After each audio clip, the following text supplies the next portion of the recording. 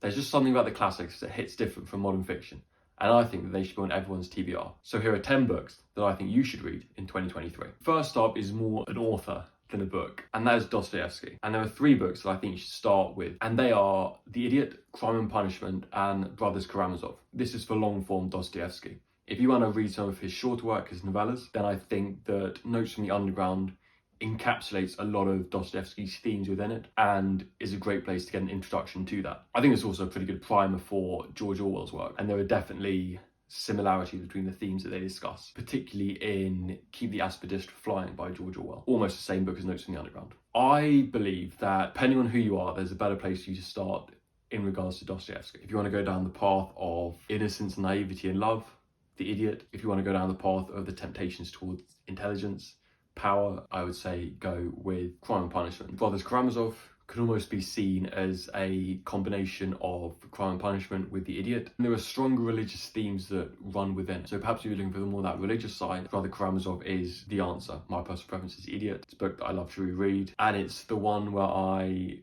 can most easily put myself in the shoes of the prince, although his choices, well, not the ones that I would have taken. Next up is a book that allows an exploration of the more animalistic and brutish side of human nature, and that is The Lord of the Flies. A book that I'm sure a lot of people have read, but I definitely think it is one that is worth rereading. It explores the fragility of society and the fragility of us as individuals. It is really just an exploration of human nature. Phenomenal writing style as well. It's an advancement almost of Hemingway's writing style. Next up is a book about finding acceptance of ourselves, and that is Ken Kesey's One Flew Over the Cuckoo's Nest. It's one that I've spoken about a few times because I don't think it's spoken about enough. It's a beautifully heartbreaking story. One of the best books that I've read, and yet, don't know, not a lot of people seem to put it in that regard. Really, it's about how to accept who you are, find joy and happiness within that. And no matter how much society pushes you aside and makes you feel as though you're not normal, I think it's a vitally important book to read in terms of acceptance and in terms of shaping identity. Next up, with a similar theme of finding happiness within yourself and identifying what really matters, is The Little Prince by Antoine de Saint-Exupery. I think it is a perfect story for the material and consumer age that we live in. An exploration of where happiness truly lies. Perhaps a return to the idea of Carl Jung, and that there's a more cyclical nature to life, that it's not just a constant advance into adulthood and it's becoming more and more serious as we go forward. But once we have that mastery that we've attained, which could be conceptualized as adulthood, then the next step is to return to exploration and play, which is frankly almost always lost within adulthood. The Little Prince is an exploration of that, and is a book that I think gets more relevant as you get older. Next up is a book about doing the right thing and working through inner conflict, and that is Les Miserables by Victor Hugo. Now, I also think it comes alongside one of the best love stories in literature, but for this, that's besides the point. The inner dialogues and psychological investigations that Victor Hugo undertakes within Les Miserables are fantastic. It's just masterful. There's a reason that it's a classic, because it is just so poignant for whatever time that you're living in. I think this book is at its most enjoyable when you are thinking, what would I do? And then seeing how that plays out for the characters. The beauty of reading is that you can play out these scenarios without actually having to undertake them yourselves. And you can see what would happen if you pursued this path. Join Victor Hugo in his psychological investigation. To have that dialogue with him. The love story as well between Marius and Cosette, it's a beautiful thing. I do think it's a great read. Particularly if you like historical fiction, romance is set in that time, then I think this is a book which fulfills that need. Next up is Flowers for Algernon, or Algernon, I'm not sure on the English pronunciation, by Daniel Keyes. Another great book that isn't spoken about enough. It's really ignorance is bliss within a book. If you enjoyed Brave New World, 1984, or any of those oppressive dystopians where the general population are kept in the dark, then I think that Flowers for Algernon is an interesting read in that regard, because it's almost a counter to it. Not arguing for authoritarianism, but just raising the question, is ignorance bliss? Are we better off never knowing? Not to have lost and loved, but better to not have loved at all. How can we understand that tension and that conflict that exists between having the knowledge, the understanding of the consequences and the suffering that comes with it, or the blissful ignorance, which is better? An interesting book to read in conjunction with those dystopian novels and see the dialectic that is presented there. Next up is another book that I'm sure a lot of people have read, but I think warrants a rereading. And it's really an argument about being stuck in the past and the hollowness that can come out of that in our own lives, and that is F. Scott Fitzgerald's The Great Gatsby. I know that typically the opulence and the commentary on the Roaring Twenties is the main theme drawn out of The Great Gatsby, as well as the illusionary nature of wealth. Not in terms of whether you have it or not, but in terms of the friends that you keep and the meaning that you have in life, the boredom and the falsity that emerges from wealth.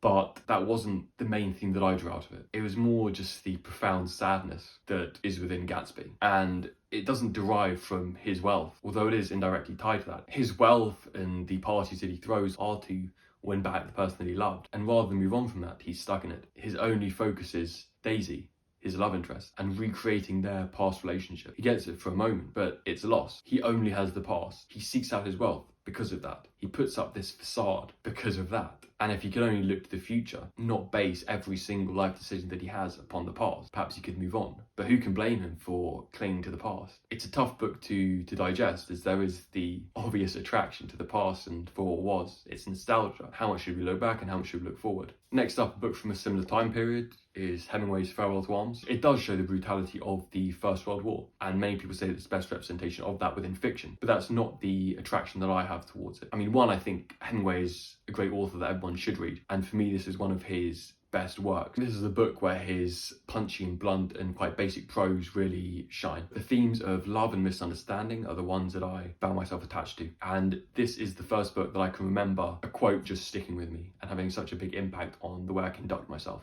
And that was from Catherine, one of the characters in the book, saying, "Let us not misunderstand each other on purpose." But it's such a powerful and profound sentence because it's so true in the sense of us looking for conflict, looking for a reason to be angry, to have a fight when there's really no need to. And to try and be more generous in our interpretations of others. Not to the extent of naivety, but to look further and try and understand more before jumping to conclusions. And it's a difficult thing to do. But in terms of building good relationships, good communication, I think it's essential. It's a way to remove judgment, as the more you seek to understand, better you can experience what someone's going through rather than judge. Next up is another author more than works, and that is Shakespeare. I think that Shakespeare is someone who's very important to read because every story ever told is within Shakespeare. You know, if you want a love story, you've got Romeo and Juliet. If you want a murder mystery around a scheming husband and wife, you've got Macbeth. Even if you want a legal drama, it's within The Merchant of Venice, and he tells them so well. There are a lot of different places to start. I would suggest that perhaps the best ones are the ones where the story is already known, and then the focus can be more on the words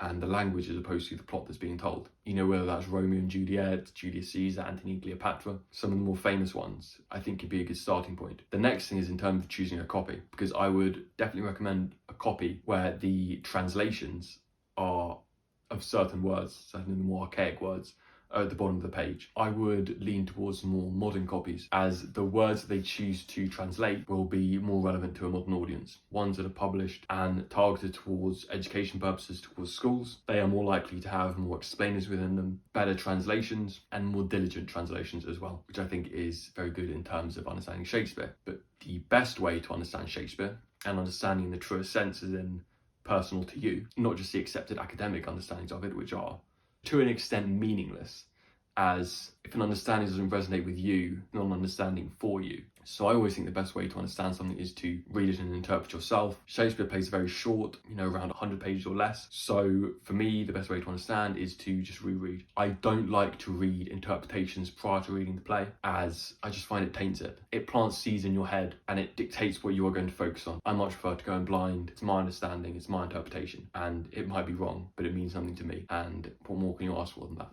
Finally is another book about finding happiness and bringing balance to your life. That is A Win in the Willows by Kenneth Grahame, that I won't go into too much detail as I've already done a video on it, but it's a book which raises questions. It just asks you to think. And for me, that's all I look for in a book. It's something that I think the classics offer much more than just telling a story. It's why I'm attracted to the classics. Hopefully, if you read some of these books, you'll have that reaction too. And if you do read any of these after watching this, I'd love to know what you think of them. Aside from that, I'll see you in the next one.